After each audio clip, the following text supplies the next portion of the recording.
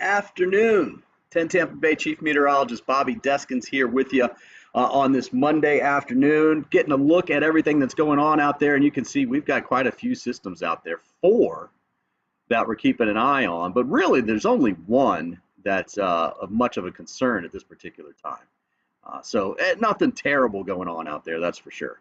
But definitely the one that's in the middle there, that's Invest 92. That one is the one that has to be watched. I'm sorry, I don't know why this thing is not.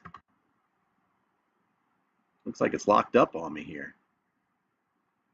Can't see what you can see, so stay with me just real fast. Hopefully this thing is working. There we go. Now I can see what's going on. Okay, so let's come over here. Let's talk about all that's out there right now, because we've off the top. Let's go with it. Right, we have 4 of those systems. The one that's east of the islands right now is the main one that we're watching. I think that goes west-northwest. I do think it recurves, and you can see that here on the Hurricane Center, that red hatched area. That's their kind of thought process, and you can already start to see the curve there. Bermuda will have to watch that. The one at the top of the screen is the other one that has a decent chance, but it's not even that. It's only 10% chance of developing. Then we'll watch over and towards the Bay of Campeche area, Western Caribbean.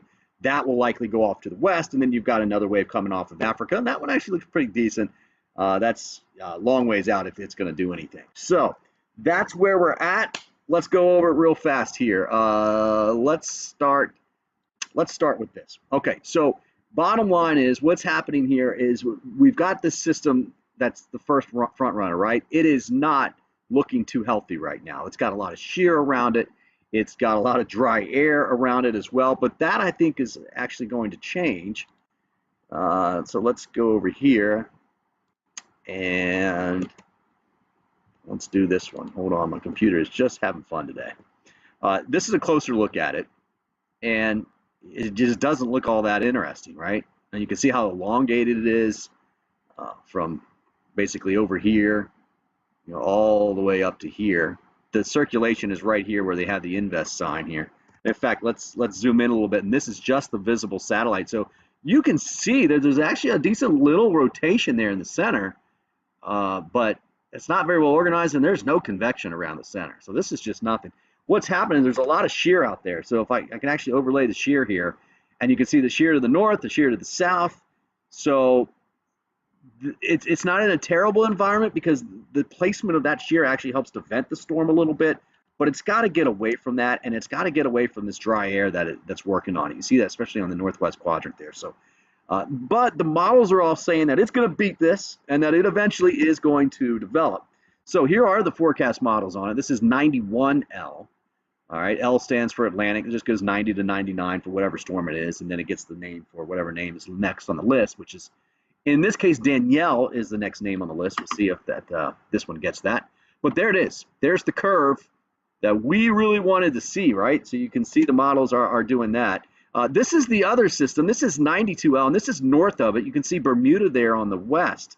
So this is well east of Bermuda. This one really has a really good low-level circulation, but you can clearly see all the shear that's right over top of it. You see these clouds right here at the center get blown off towards the south and the west, and just look at the shear over top of it, right? It is starting to lighten up a little bit, but not a whole lot. That shear is kind of shifting southward. So I just don't really have much hope for this one. The models don't either. They kind of recurve it here just for a day or two, and then that's it. So not worried about that one either. I think even Bermuda would likely be okay with that one. Let's go out to the GFS model and see what it says. It's got one right here. Okay, that's the northeast. That's 91. It's got the second wave coming off of Africa, or third wave, whatever it is at this point. But that one, it's trying to close that off too. Look what happens as we go through this upcoming weekend, Labor Day weekend. That's Labor Day, Monday. It's developed this 91L, right? Well east of the islands, great news. It's kind of lost the secondary one here, but then notice Monday night and the Tuesday, it really bangs this thing up, but it takes it right over Bermuda. So if this is the hold, obviously the only threat really is to Bermuda as far as a direct hit from that storm. This is the European forecast. Very similar setup. It's got a weak system here, weak one out here. I haven't talked much about the western Gulf of Mexico. It's not too much of a concern. It has to be watched towards the end of this week because things there, they can actually really kind of ramp up quickly even if the model's not seeing it. But right now it's not too much of a threat. There is Labor Day for the European model. It's a lot weaker, but watch what it does. As we go into Tuesday, Wednesday of next week, it gets good. The latest front just kind of loses it. It kind of merges it with this front here. But again, the main thing is that it's curving it. Now, if this does get to that strength, the one issue I see is going to be with surf up and down the East Coast, especially the southeast coast, and that includes eastern Florida. Because look, it's Labor Day weekend, right? There's going to be a ton of people out at the beach. This is Sunday at noon, and the swell is just starting to get there. I think it really comes up Sunday night into Monday. That's Monday afternoon. That's 6 to 8 footers right there from the Carolinas all the way down. So that could cause, you hear these stories of rip currents and people getting stuck out there, and it's going to be great for surfing. And it has been quiet for surfing, so this is not a bad thing. But that is what we're expecting it to do if that comes out. And look what it does. It brings those highest waves right there over Bermuda, assuming that it forms and it does all that, right? Okay, let's go and talk about some of the models that are out there. Let's see if I can get back to that. I just want to start with the models here from Tropical Tidbits. This just kind of shows you where all the models are, and the point here with this is that you see them starting to curve. Okay, in fact, some of them are even curving even sooner. There's Bermuda right there in the middle. So that's the trend. That's a great trend for us. Here are the intensity models on that. These one models always go high like that. But this, 3 days out, we could be looking at potential. The Hurricane Center's days 3, 4, and 5, they've got 80% chance. And that's kind of what this is showing you there, right? 3.5 days out, we could have a tropical storm on our hands, and that would be north of Puerto Rico at that time. And I think it would actually stay far enough north of Puerto Rico that's not an issue. Here's the GFS forecast model, just because I show you all the time. Let's follow right in here, right? Watch right in here. There it is by the time we get to Friday morning. Notice where we go Saturday afternoon. Puerto Rico's way down here.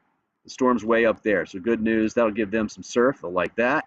And then you can see it's recurving here by the time we get into Monday night, Labor Day. And then you see it taking on out. Okay, nothing over here in the western Gulf of Mexico, by the way, right? Not seeing anything over there. We'll keep an eye on it, as I mentioned. All right, European model, same thing. Let's go see. All right, let's come out here. This is Saturday morning. It's got a weaker low, but it's well north of Puerto Rico. That's 91L.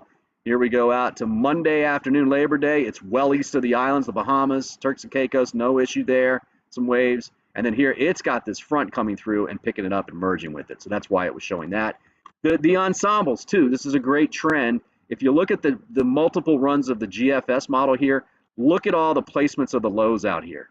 That is great news. That means the odds of this thing recurving, if it does form, are better and better, especially according to the GFS, of course. And then if you look at it on the European forecast model, pretty much the same thing. See all those lows sitting out here? Yeah, don't pay attention to those. Don't worry about that. But the idea is most of them are out here. There's a lot of weakness out here. In fact, even the second runner is likely to get picked up. At least it's going to try. So that's where we are at. I hope you guys are having a great afternoon out there. I did want to mention locally we've got some potential for some heavy rain like we saw over the weekend just because it's slow-moving storms. So be careful with that. Keep that in mind. Did I not turn the volume up? Yes, I did. Thank goodness. Keep that in mind as we go through today and tomorrow. Wednesday, we're actually going to dry up a little bit. We're not completely. We'll still see some rain, but we will have less shower activity around by Wednesday afternoon. All right, guys. Great to talk to you. Hit me up in the comments section. Don't forget my YouTube page, Bobby Deskins Weather. Post some comments in there if you've got questions. I'd love to answer them. And don't forget to subscribe and like those videos there. Have a great Monday, everyone.